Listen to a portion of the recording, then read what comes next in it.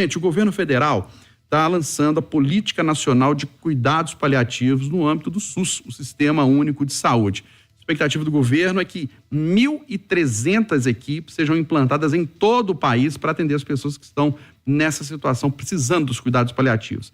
Serão investimentos de 887 milhões de reais. E o grande objetivo, gente, dos cuidados paliativos é melhorar a qualidade de vida de pacientes, e nós vamos detalhar isso aqui. No caso dessa política nacional, o governo federal tem 3 eixos para guiar esse trabalho.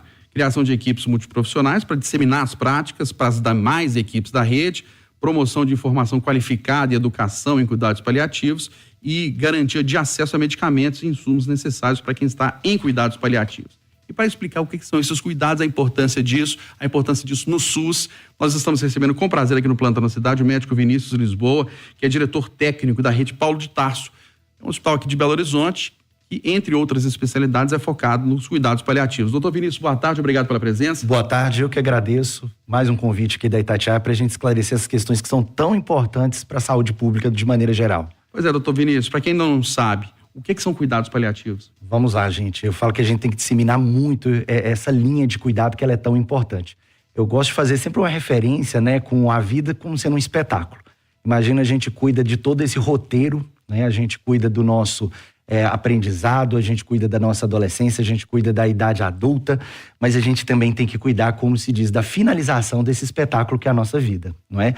E a gente fala que, infelizmente, por hábito cultural, os latinos, de uma maneira geral, e nós brasileiros não temos o hábito de nos planejarmos para o envelhecimento, de nos planejarmos para a perda de funcionalidade, e isso gera vários impactos sociais. Quando a gente está falando do cuidado paliativo, é uma maneira muito específica de cuidado, porque a gente está muito habituado dentro da área de saúde àquele tipo de atendimento que ele visa a doença, a investigação da mesma e o tratamento da mesma.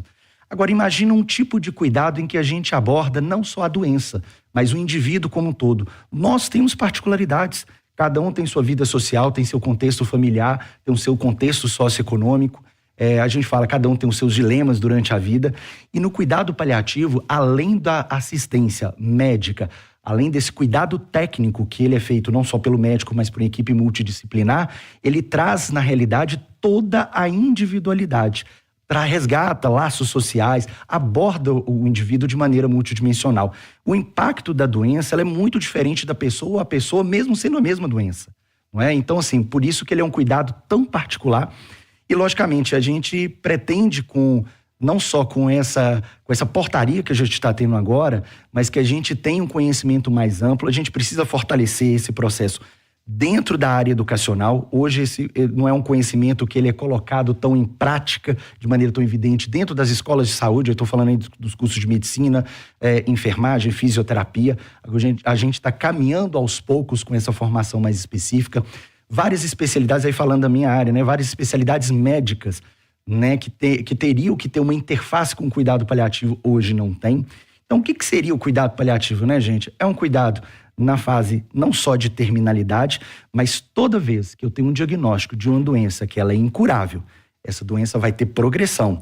E essa progressão vai retirar funcionalidade, ou seja, ela vai trazer um impacto tirando minha independência, ou seja, minha capacidade de fazer as coisas sozinho, e minha autonomia. Toda vez que a gente tem uma doença com essas características, a gente tem que eleger esse paciente para o cuidado paliativo. Cuidado paliativo não é só aquele cuidado na fase final e naqueles momentos finais do paciente. A gente começa a abordar o indivíduo, que passa a ter um foco diferenciado na família com o seu adoecimento, e toda essa trajetória que a gente vai ter até a sua finalização, mas trazendo o que a gente fala como máxima, que é conforto. E conforto é muito individual. A gente fala que a gente tem muito prontuário médico hoje registrado, ênfase em conforto, mas na realidade a gente está fazendo controle de sintomas. Sintoma é uma coisa, conforto é muito além de controlar sintomas. Pois é, o cuidado paliativo é necessariamente para a pessoa que tem um quadro irreversível de alguma doença ou não? Ela tem uma doença grave, uma doença crônica, mas precisa desse cuidado paliativo, ou seja, um medicamento, um procedimento médico, além daquele que vai curar a doença ou minimizar a doença. É um outro segmento? É um outro segmento. Hoje, o cuidado paliativo, inclusive, perante o Conselho Federal de Medicina, é uma área de atuação médica. É como se fosse uma subespecialidade. Ela está linkada a outras especialidades médicas, como a geriatria, a pediatria, a clínica médica, cardio, nefrologia, por exemplo. Então, o que seria nesse sentido? A gente tem o tratamento suportivo à doença. Uma vez que aquele tratamento começa a não receber, não conseguimos perceber benefício naquele tratamento, ou seja, o organismo também não está tendo condição de responder de maneira adequada e a gente está observando o declínio, principalmente naquelas duas vertentes que eu falei, na independência e na autonomia, com o potencial de acometer o paciente nesses dois sentidos, não é? De ser uma doença consumptiva, de consumir um indivíduo dentro das suas funcionalidades.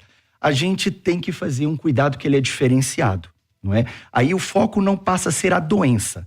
O foco é, vamos fazer qualquer medida médica desde que traga um benefício perceptível para o paciente em termos de produto final ser o conforto ou melhorar a condição também da família de promover o cuidado àquela pessoa. Isso pode dar exemplos práticos do que é um cuidado paliativo para um paciente até chegando à família, respingando na família? Vamos lá. A gente divide o cuidado paliativo em 3 blocos, né, de doenças, que elas têm evoluções diferentes dentro desse cuidado, até mesmo pelo tempo e pela maneira como a qual ela vai acometer o paciente. Então, basicamente, a gente tem um bloco de doenças neurodegenerativas, como, por exemplo, doença de Alzheimer, Parkinson.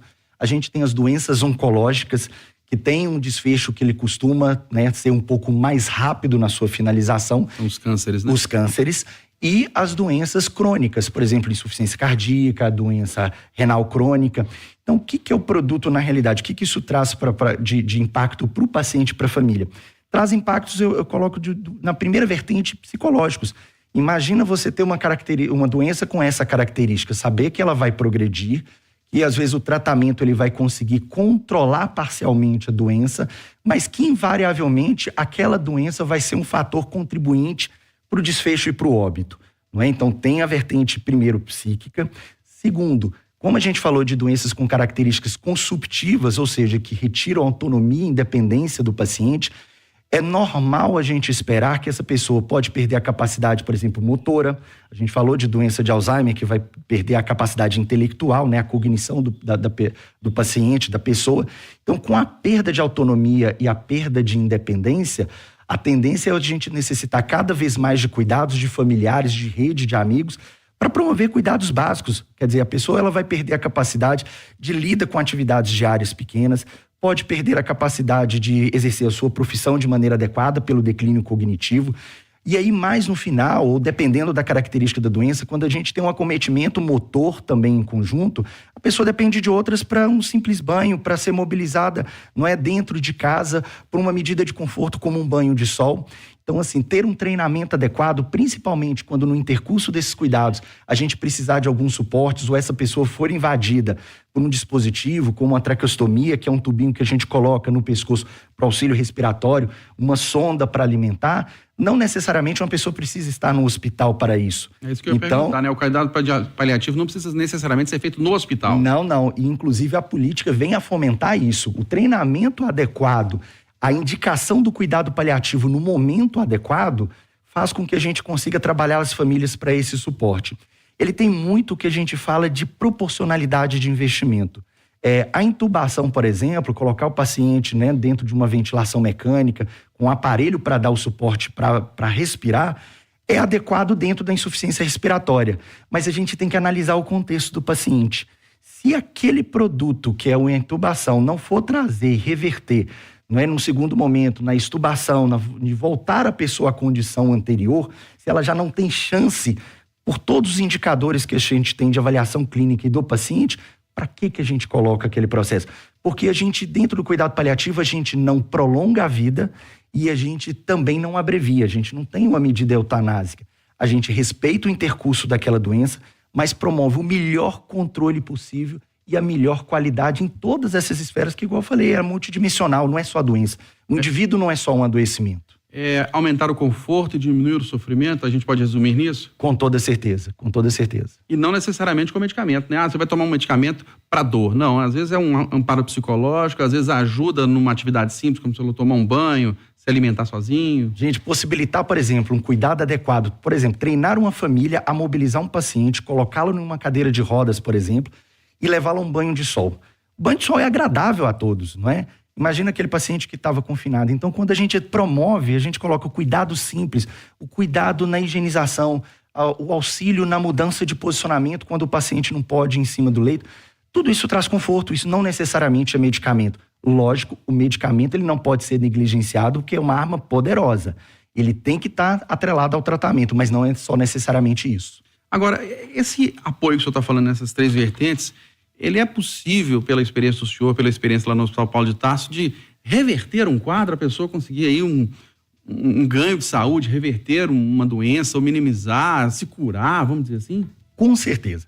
Lembra que eu falei que o cuidado paliativo tem a ver com a característica da doença? Sim. Ela ser uma doença progressiva, ela ser incurável e, na realidade, ela ter esse prognóstico que a gente fala desfavorável e te retirando a autonomia e independência.